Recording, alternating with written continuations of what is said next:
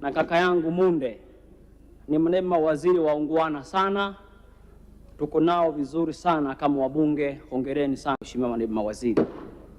Lakini jambo la tatu, nimpongeze pia mheshimiwa waziri wa mipango na uwekezaji Profesa Kitila na naibu wake Dr. Chaya kwa kazi nzuri ambayo wanafanya kumsaidia mheshimiwa rais kwenye wizara yao ya mipango na uwekezaji. Mheshimiwa Naibu Spika, mchana huu napenda kuchangia maeneo matatu kwenye wizara hii muhimu ya fedha. Sehemu ya kwanza, ninaunga mkono sana juu ya uamuzi wa serikali wa kujielekeza kwenye uchumi wa kidijitali. Na hapa serikali imesema bayana kwamba kwenye mwaka huu wa fedha 2026/27 serikali itaweka mkazo mahususi juu ya sekta mbalimbali kufanya malipo kwa mfumo wa kidijitali. Uamuzi huu ni uamuzi muhimu sana, hatujachelewa, ni wakati mwafaka. Na nimeona kwenye bajeti ya mheshimiwa waziri wameongea maeneo mengi kwamba tunataka vikundi mbalimbali, AMCOS, SACCOS na malipo mbalimbali yapitie kwa mifumo ya kidijitali. Huu ni uamuzi mzuri na mimi kama mbunge wa wananchi na uunga mkono sana. Ushauri wangu kwenye eneo hili mheshimiwa naibu spika, pamoja na nia nzuri ya serikali ya kutaka wananchi wafanye malipo kwa mfumo wa mtandao, kumekuwa kuna kilio cha wafanyabiashara wengi nchini. Wafanyabiashara wengi wanayo tatizo la gharama ya ununuzi wa mashine za EFD. Na juzi mheshimiwa naibu spika, kule Kariakoo, kule Ilala, nilisikia kuna baadhi ya wananchi wamefungwa miezi 6 kwa kutoa risiti ya EFD. Hoja ni kwamba EFD zinauzwa gharama kati ya 1.5 milioni mpaka milioni 3. Nataka nikushauri mheshimiwa waziri wa fedha na timu yako, kwa kuwa lengo la serikali ni kuwasaidia wananchi kwenda kwenye malipo ya kimtandao, ninao ushauri wa aina mbili. Hivi sasa wananchi, ukinunua mashine ya EFD, utaratibu ni kwamba unarudishiwa kodi, kuna refund ya sehemu ya kodi ya manunuzi. Nitaka mimi kushauri tofauti, kwamba hizi mashine zingetolewa bure, wananchi walipe baada ya kuwa na mashine ya EFD, ili kila mwananchi aweze kuwa na mashine, afanye malipo kwa njia ya mtandao.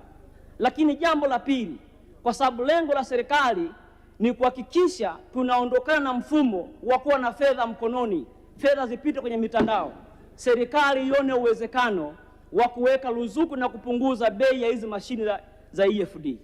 Huu ni ushauri wangu wa kwanza mheshimiwa waziri kuhusu hizi mashine za EFD, kwa sababu zimekuwa ni muhimu, lakini wananchi wengi hawana. Wafanyabiashara wadogo, wakulima wa misitu wanasema bei ya hizi mashine ni kubwa mno, hawezi kumudu. Tusipofanya hayo, inawezekana hili lengo lisiende kutimia na wananchi kuwa na mashine za EFD. Jambo la pili mheshimiwa naibu spika, nataka nichangie kuhusu eneo la kuvutia uwekezaji wa ndani na uwekezaji wa nje.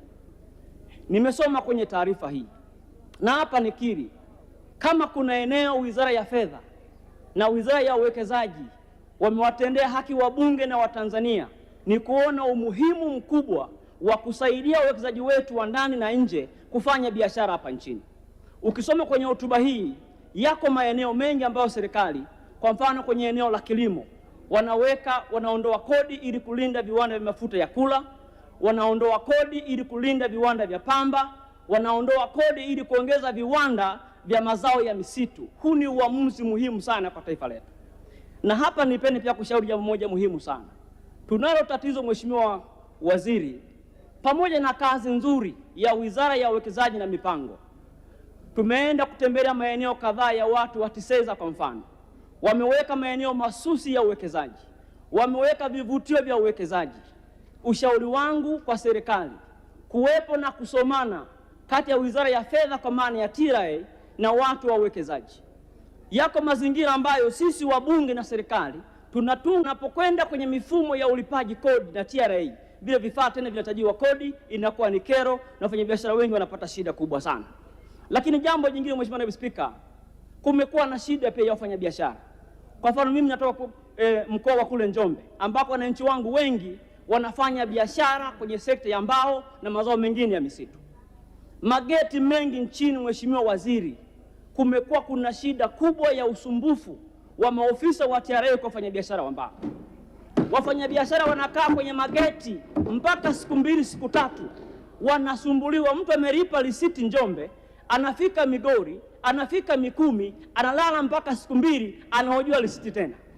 Mheshimiwa Waziri, nataka nikuombe sana, nilishauri wakati fulani hapa, kama inawezekana tuwe na dawati maalumu kwenye Wizara ya Fedha na Uwekezaji, ambalo wananchi wenye kero wapige simu moja kwa moja wanapokuwa na kero kwenye maeneo yao, ili kudhibiti usumbufu wa baadhi ya maofisa ambao si waaminifu kwenye mageti kwa ajili ya mapato kwa wananchi wetu. Jambo jingine, Mheshimiwa Naibu Spika, kwenye hii bajeti pia wizara imependekeza kuongeza ushuru kwenye mazao ya misitu, hasa kwenye vinea mpaka 35%. Lengo ni zuri kwamba ni kulinda viwanda vya ndani, lakini Mheshimiwa Spika, nina uzoefu kidogo. Unapoongeza ushuru kwa mfanyabiashara, anachofanya huu mzigo anahamishia kwa wakulima wa kule chini. Ushuru huu mlioongeza kwenye export ya mazao ya misitu kwenda nje ili kulinda viwanda hapa nchini, mimi kama mbunge wa wananchi wa jimbo la Lupembe ninayo wasiwasi kubwa wafanyabiashara hawa watakwenda kushusha bei ya misitu ya wananchi wetu. Ushauri wangu kwa serikali, japokuwa lengo hili ni zuri, toweni bei elekezi ya mazao ya misitu kwenye maeneo ambako viwanda vimejengwa, ili kulinda bei na thamani ya misitu ya wakulima. Vinginevyo mtadhani mnadhibiti hii biashara. Biashara hii ya kupeleka hizi mali nje ya nchi itaendelea kwenda, badala yake wananchi hawa watashushiwa bei ya mazao yao na wafanyabiashara hawatapata hasara yoyote. Hili ni jambo muhimu, naomba sana serikali mliangalie na mlisimamie, ili wakulima walindwe wasipate hasara kubwa ya kufidia hii kodi ambayo imewekwa hapa. Lakini jambo lingine pia, Mheshimiwa Spika au Naibu Spika, ambao napenda kusema pia kwa mchana huu, nimesoma kwenye bajeti yetu muhimu sana.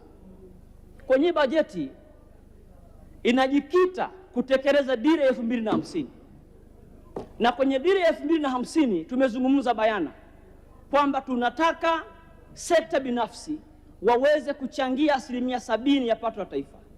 Uamuzi huu ni mzuri sana, na tumeshauri mara kadhaa ndani ya Bunge. Ninaiomba serikali katika mtazamo huu na dhamira hiyo hiyo ambao tumeanza kuiona kwenye sheria hizi, tumeona kwenye huu mpango wa serikali. Mfano, serikali imekusudia na imependekeza kwamba inataka biashara mpya za wananchi wa Tanzania wasilipe kodi kwa muda wa mwaka mmoja. Huu ni uamuzi mzuri sana.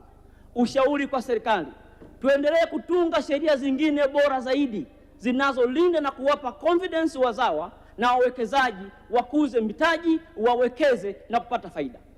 Tukishakuwa na nafasi hiyo, tutasaidia serikali kupata kodi, tutasaidia kuongeza ajira na wananchi wetu kuwa na uhuru wa kufanya biashara hapa nchini. Asante sana. Baada ya hayo, Mheshimiwa Naibu Spika, nakushukuru sana. Hii ni bajeti ya vijana wa Kitanzania, ninaiunga mkono. Asante sana kwa nafasi hii. Asante sana Mheshimiwa.